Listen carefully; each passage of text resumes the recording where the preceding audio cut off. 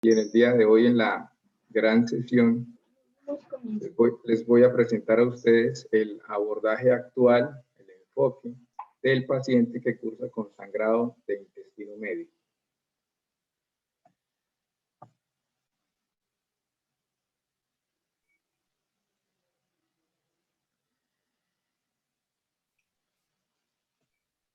Bueno, para iniciar, hasta el año 2001, el intestino delgado era muy difícil de evaluar. Por tanto, a partir de ese año, con las nuevas tecnologías que han venido surgiendo, que nos permiten acceder de manera directa a la luz del intestino delgado, pues también nos ha permitido modificar ciertas definiciones y términos que vamos a aclarar desde un inicio. Antes del 2015, para el Colegio Americano de Gastroenterología, hablábamos de un paciente que cursaba con sangrado gastrointestinal de origen oscuro. Una vez tenía una endoscopia digestiva alta y una colonoscopia normal. De 2015 hacia adelante, cuando el paciente tiene un sangrado digestivo que es persistente o recurrente y le hacemos una endoscopia y una colonoscopia que es normal, hablamos nosotros de un paciente con una sospecha o probable sangrado de intestino medio.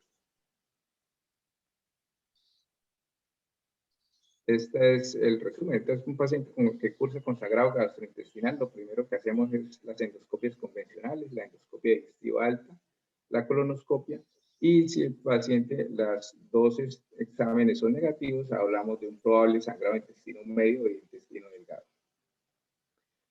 El sangrado de intestino medio se define como el sangrado que proviene del área entre la ampolla de Vater y la válvula ileocecal. Constituye una causa infrecuente de sangrado digestivo, es entre el 5 al 10% de todos los sangrados digestivos. Recuerden ustedes que la causa primordial de sangrado está en el tracto digestivo alto, con más del 80% de los casos. Bueno, y la presentación clínica de ese sangrado de intestino medio puede ser de dos diversas maneras. Una, cuando hablamos de sangrado de tipo manifiesto, porque el paciente cursa con melenas o con hematoquesia, y un sangrado de presentación oculta, cuando el paciente cursa solamente con sangre oculta en heces o con anemia ferropénica secundaria a una causa en el intestino delgado. Bueno, entonces, después del año 2015, la terminología nos aclara que si un paciente cursa con sangrado gastrointestinal y no tiene una causa aclarada después de hacer los estudios endoscópicos convencionales, de la endoscopia y la colonoscopia, y los estudios del intestino delgado, serían la videocápsula endoscópica, la enteroscopia y o estudios radiológicos con técnica de intestino delgado, ahí sí hablamos de un sangrado de origen oscuro. Bueno, ¿y cuáles son las causas del sangrado de intestino medio? La principal causa de todas, si juntamos toda la población, son las angioectasias. Pero esta patología es caracterizada porque los grupos etarios van a diferenciar muy bien las etiologías. Es tal vez el factor más importante al definir la etiología del sangrado del intestino medio. Cuando hablamos de pacientes que son menores de 40 años, las principales tres causas son, como primera medida, la enfermedad inflamatoria intestinal, o sea, la enfermedad de Crohn.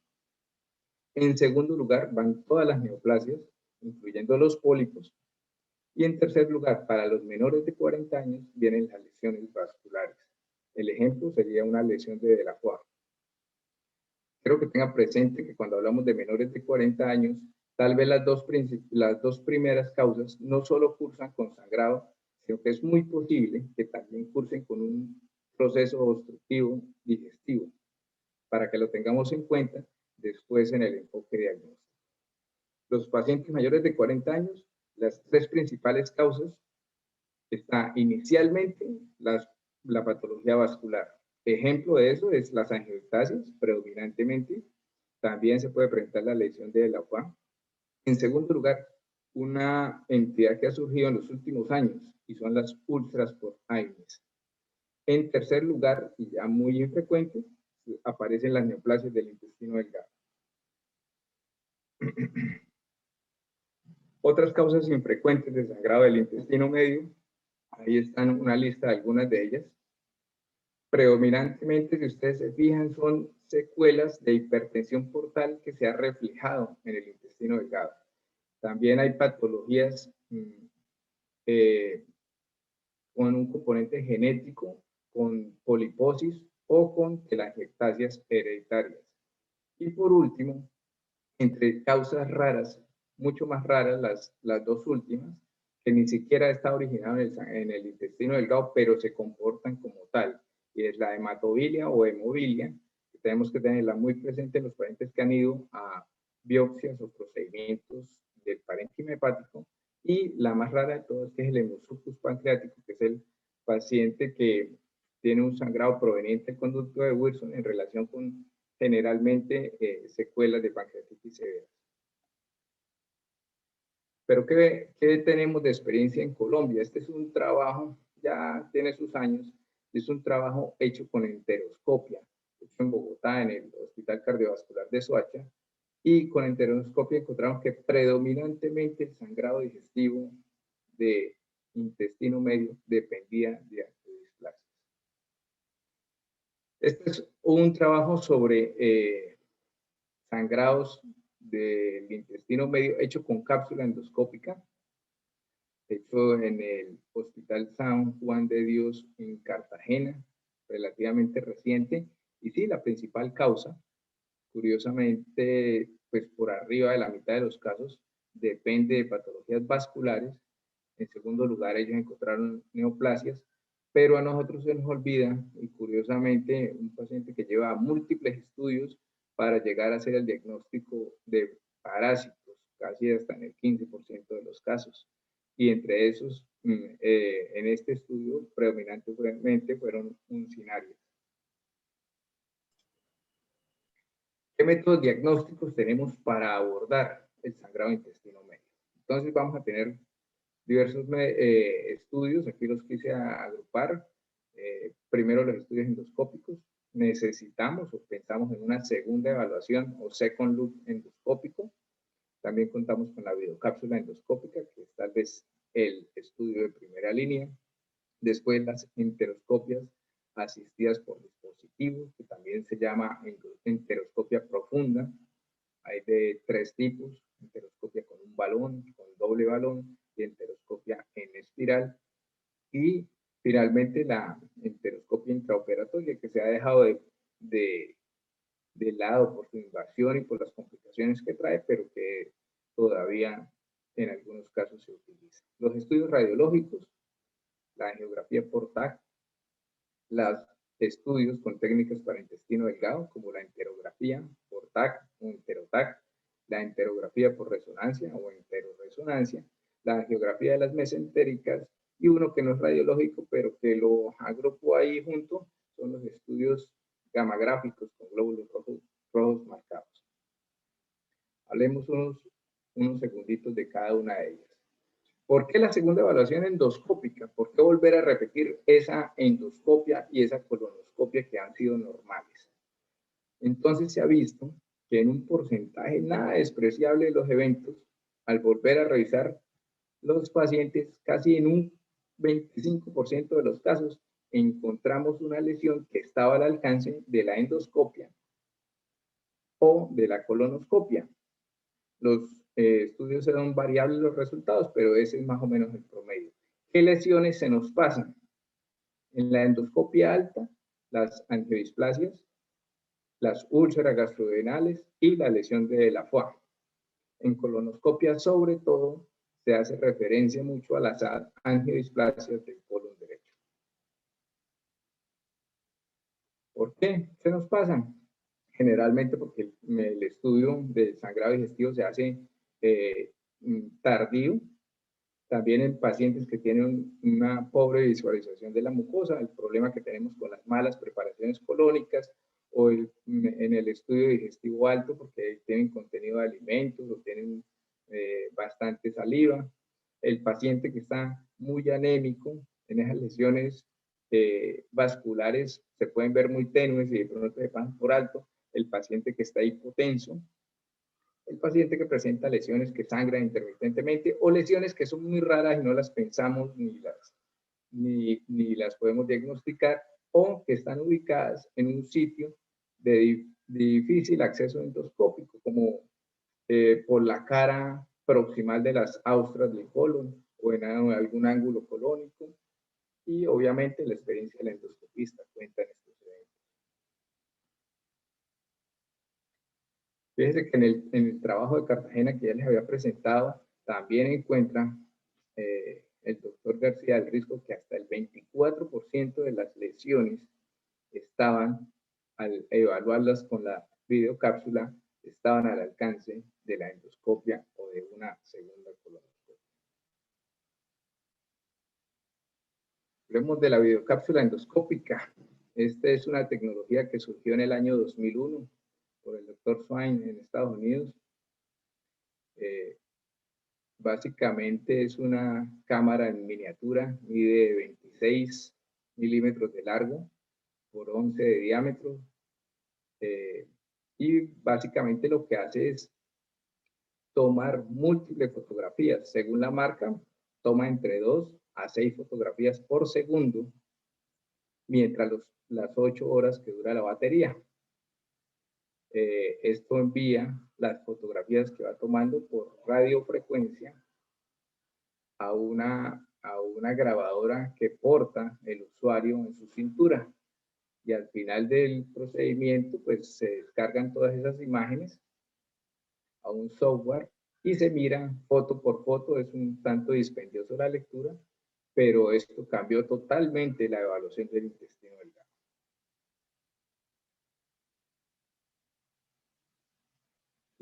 Aquí tengo un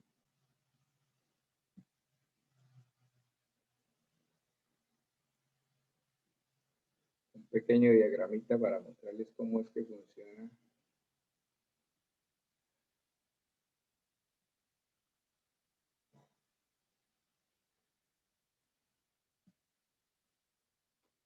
Entonces el paciente ingiere con una previa preparación intestinal y la cápsula va haciendo su recorrido durante todo el tiempo tomando las fotografías. Entonces se convierte en el examen de elección en sospecha de sangrado intestino medio. La gran ventaja es que evalúa la totalidad del intestino delgado en la mayoría de los pacientes. El rendimiento diagnóstico en los diversos estudios va entre el 40 y el 80%, en promedio el 67% de los casos. Su sensibilidad es muy buena, también la especificidad, un valor predictivo positivo por arriba del 95%, un valor predictivo negativo muy bueno. Nos permite elegir la vía de acceso de la enteroscopia.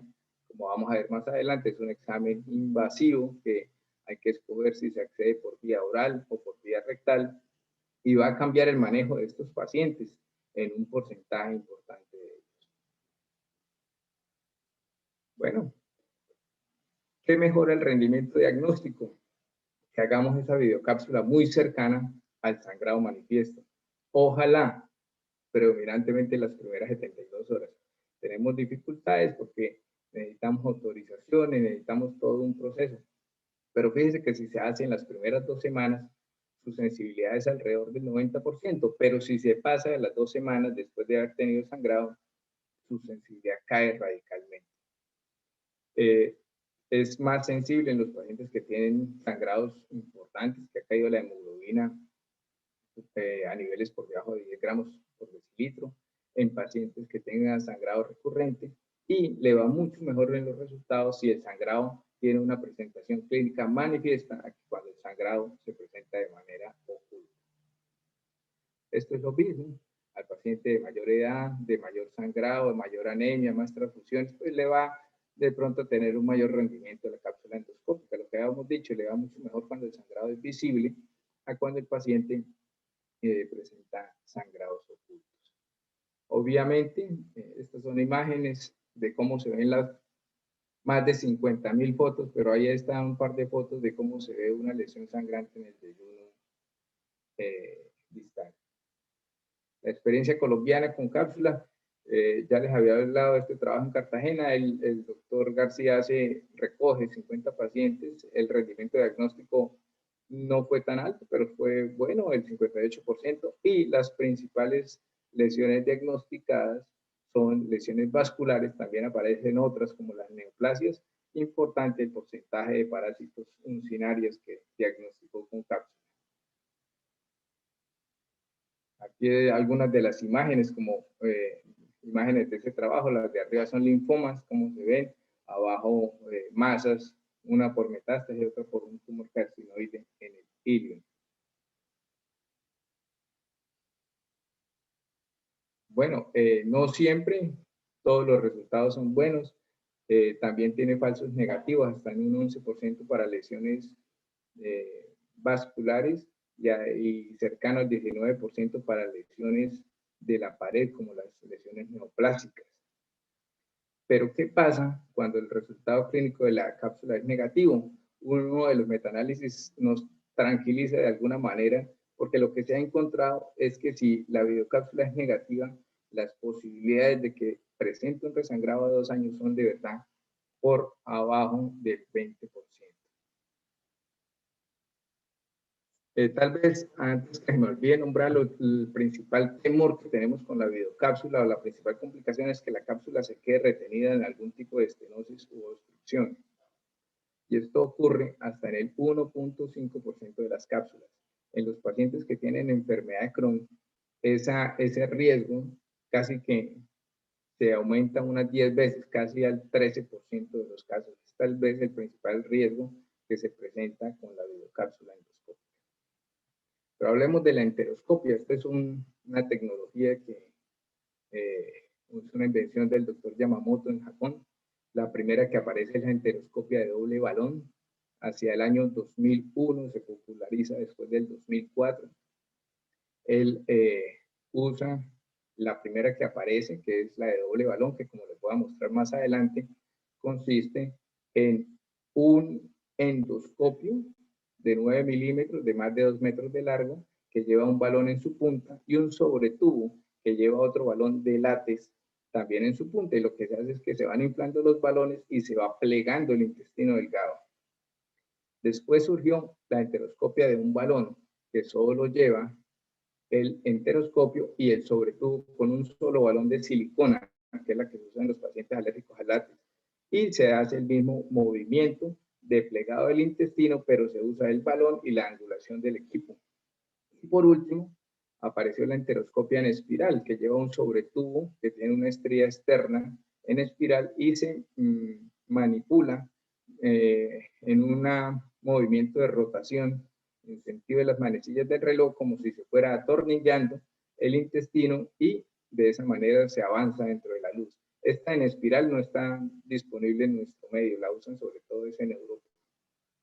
Y por último, la enteroscopia intraoperatoria, que se puede hacer vía oral, vía rectal igualmente, o por incisión del intestino delgado, porque esta la realizamos en el quirófano.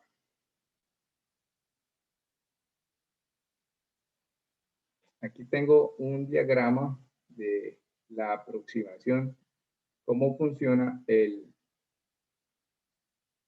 enteroscopio, para que ustedes vean. Esta es la muestra de cómo funciona el enteroscopio de un balón.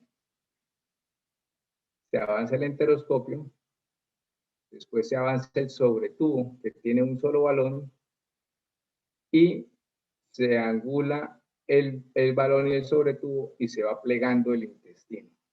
Así se realiza durante todo el procedimiento para lograr avanzar dentro de la luz intestinal. Y aquí tengo el más común que se ha usado y el más conocido, que es la enteroscopia de doble balón.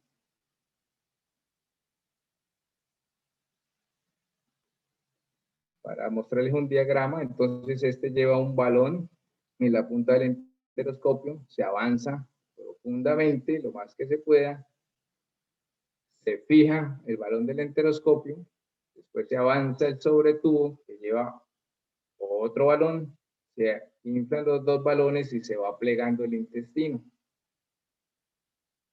Y se va repitiendo siempre el mismo procedimiento para llegar, la intención es llegar por lo menos 3 metros distales al píloro y por lo menos 1,5 metros cuando se entra por vía rectal proximal a la válvula ileocecal.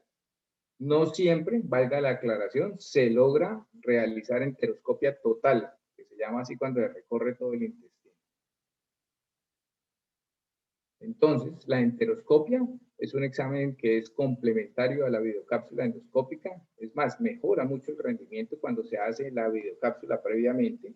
La dejamos netamente para maniobras terapéuticas y si no podemos manejar la lesión o electrocoagularla con argón o resecar un pólipo o encontramos una lesión que no podemos pasar, lo mínimo que se hace es tatuar las lesiones para que después se puedan resecar por la laparoscopia. Bueno, lo que les decía, no siempre se puede hacer enteroscopia total, pero tampoco no siempre se necesita toda la enteroscopia. Entonces dice que si queremos hacer enteroscopia completa nos va mejor con la de doble balón, pero la eficacia es la misma, así no siempre se alcance a hacer con un solo balón, porque los diagnósticos generalmente están en una sola vía y es muy raro que se requiera hacer el doble procedimiento. Pues la enteroscopia de doble balón establece un nuevo diagnóstico en un porcentaje importante de los casos, permite intervención en la mayoría de los pacientes.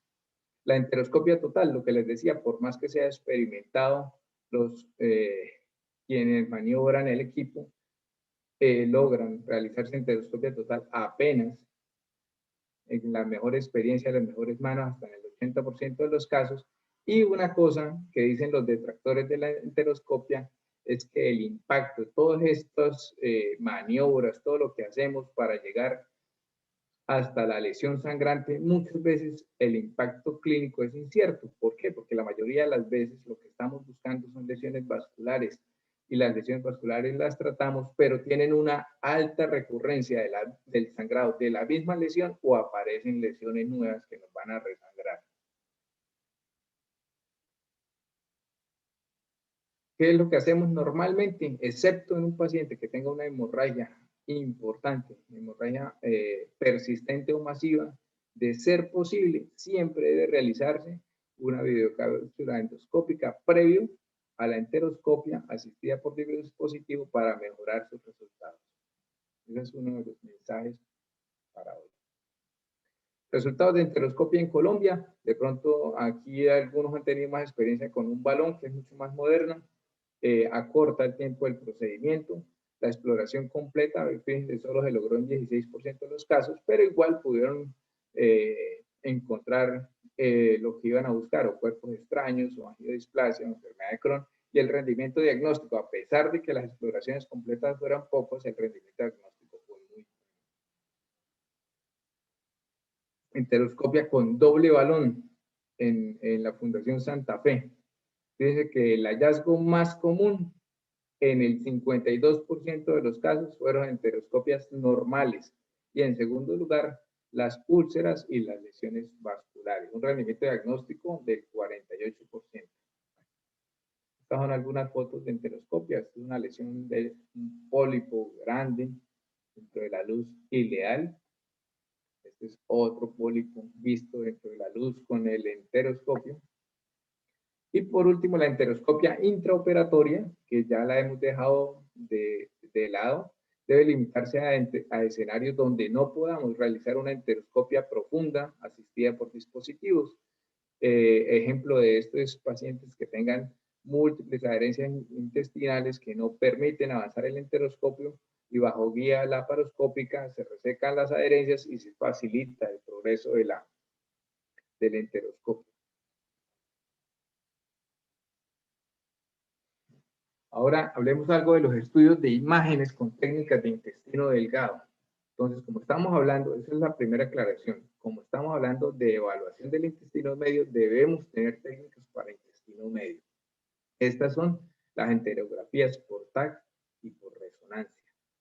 El enteroTAC, pues, es un examen más estudiado, más conocido, más disponible y consiste en darle grandes cantidades de contraste oral diluido para distender las asas y simultáneamente se da contraste parenteral y se van a hacer unas reconstrucciones viendo todas las asas distendidas del intestino delgado. El problema son los pacientes que sean alérgicos al contraste, que tengan disminuida la función renal y los pacientes muy jóvenes por las altas dosis de radiación. La enteroresonancia, lo que se les da es grandes cantidades de agua que van a distender y funcionar como contraste dentro de la luz intestinal para realizar las reconstrucciones necesarias. Desafortunadamente no está disponible en todos lados, las publicaciones son pocas y aún las publicaciones no son suficientes para destronar el enterotag. Pero es tal vez la mejor opción en los casos que ya les había nombrado, que son alérgicos al contraste, pacientes menores de 40 años, se debería priorizar la enteroresonancia por las altas tasas de dosis de radiación del enterotag. Normalmente, como vamos a ver en los flujogramas al final, las imágenes diagnósticas se usan como un complemento a la videocápsula endoscópica que ha sido negativa porque tiene una mejor sensibilidad para evaluar lesiones de la pared, como las lesiones neoplásicas. Pero hay unas excepciones importantes. Cuando vamos a hacer esa imagen previa a la videocápsula. Y entonces ahí surgen estas indicaciones.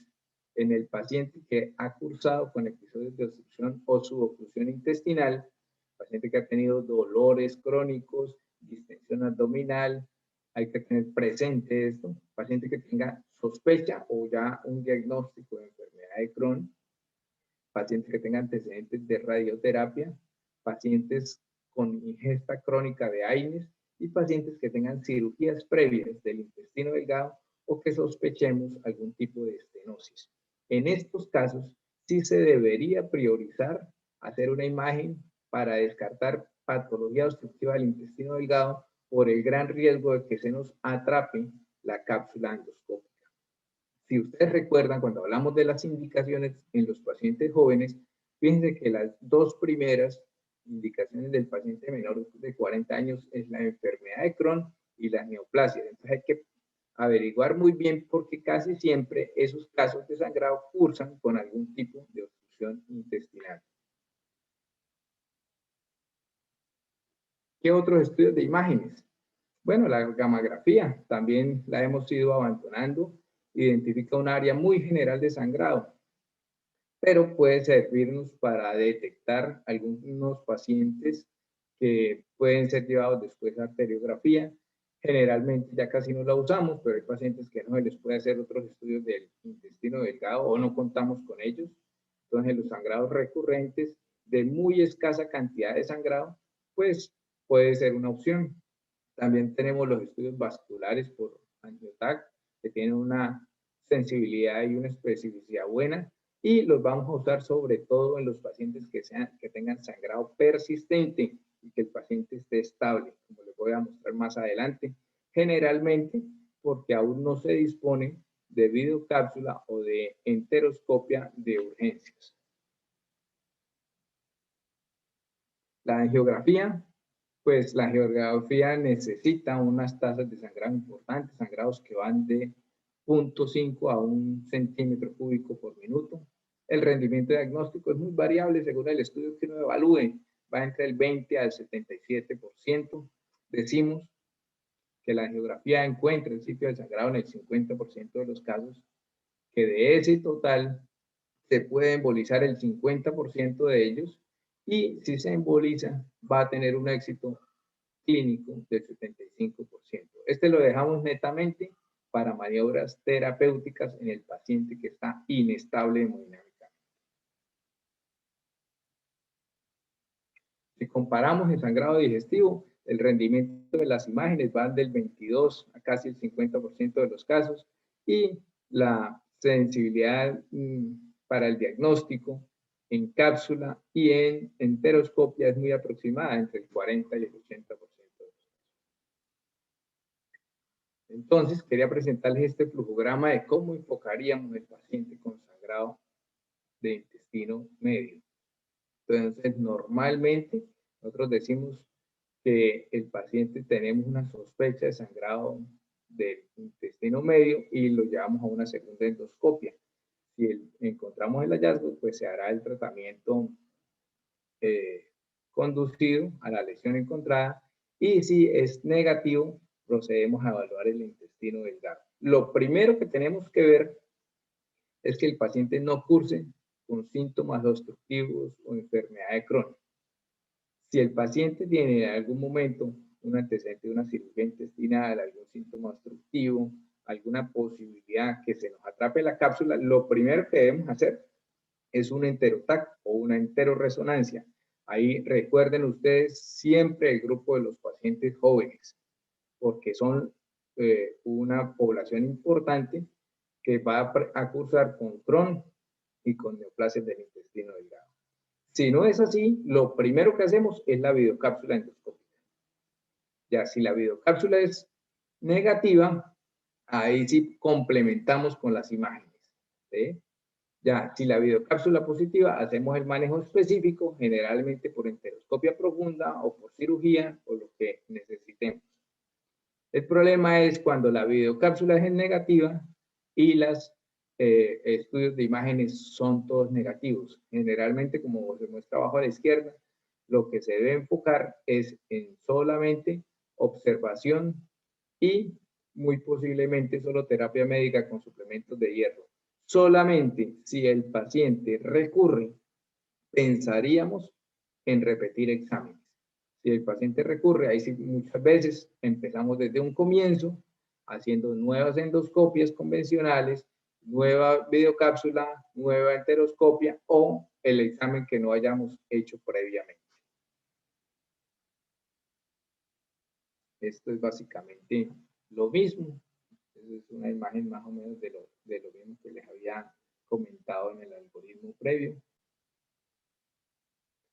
Y normalmente cuando hablamos de sangrado intestino medio pensamos en pacientes que son sangrados recurrentes o son de presentación oculta. Entonces nos permiten hacer todo este tipo de estudios. Pero normalmente en el ambiente hospitalario tenemos otras presentaciones que son más dramáticas.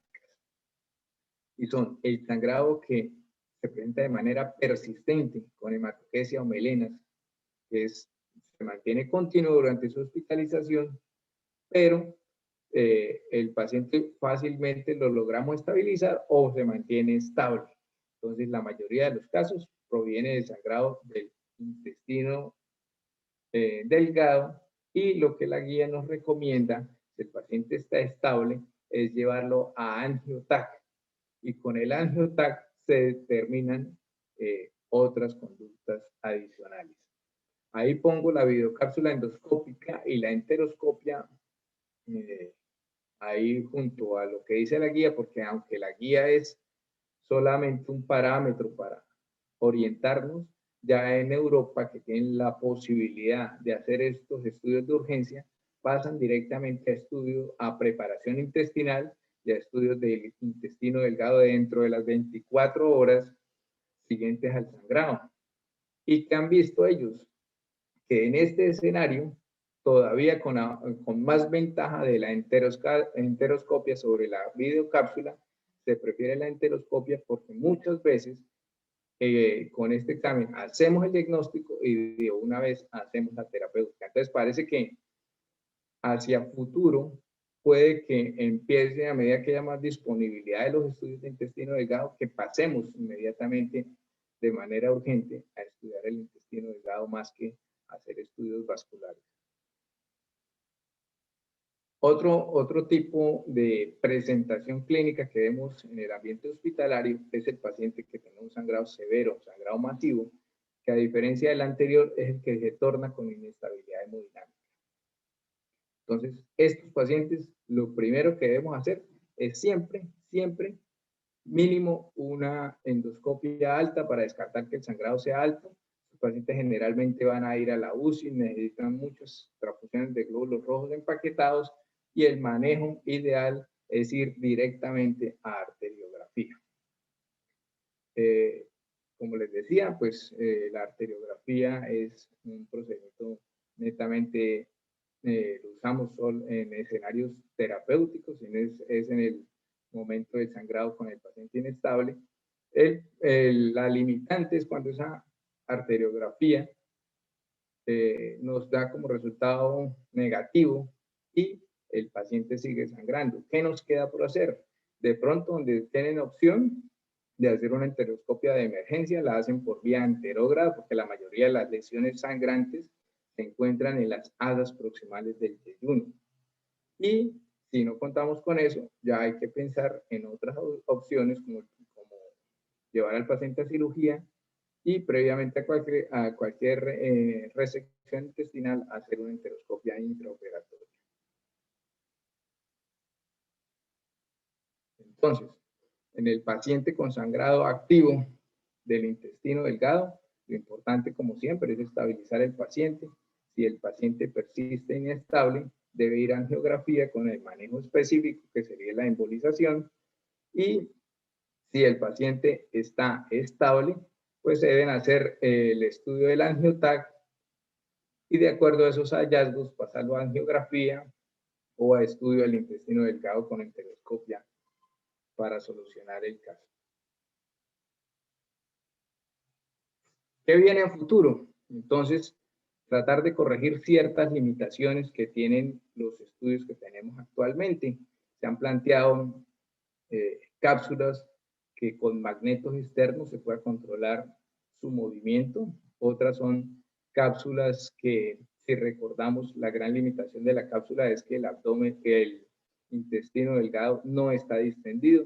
Entonces, cápsulas que contienen unos depósitos mínimos de bicarbonato y ácido cítrico que al combinarse liberan CO2, entonces pueden distender de alguna manera el intestino delgado, mejorando la identificación de lesiones, sobre todo lesiones de la pared, que son las más difíciles de evaluar para la cápsula.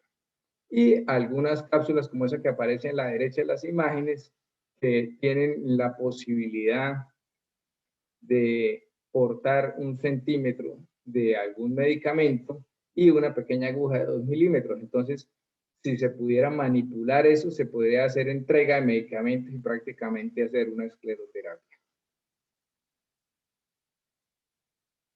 Entonces, ya para terminar, quisiera dejarles algunas conclusiones para que tengamos presentes de ahora en adelante. Entonces, el sangrado intestino medio, hay que utilizar las definiciones adecuadas cuando lo vamos a llamar sangrado gastrointestinal oscuro, todo lo que revisamos al respecto.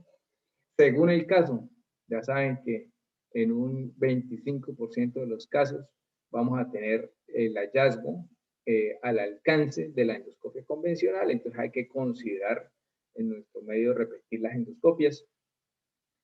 Siempre que tengamos un paciente con anemia y sangrado oculto, no podemos olvidar las oncinarias. Es algo frustrante que se invierte una cantidad de estudios, costos, tiempo para hacer un diagnóstico de oncinarias por videocápsula. Entonces hay que tenerlo presente. Siempre la videocápsula endoscópica será la primera elección cuando tengamos sospecha de sangrado del intestino medio. La videocápsula endoscópica la debemos realizar lo más pronto posible al momento del sangrado inicial para mejorar su rendimiento. Generalmente nos va a dirigir la subsiguiente enteroscopia. La videocápsula y la enteroscopia tienen unos resultados muy similares, pero obviamente las complicaciones son mucho mayores con la enteroscopia. La enteroscopia y la angiografía las dejamos solamente como procedimientos con intenciones terapéuticas y vamos a repetir la evaluación y los estudios si nosotros tenemos alta sospecha diagnóstica o si los estudios iniciales no han sido satisfactorios. Bueno, eso era lo que tenía para decirles el día de hoy.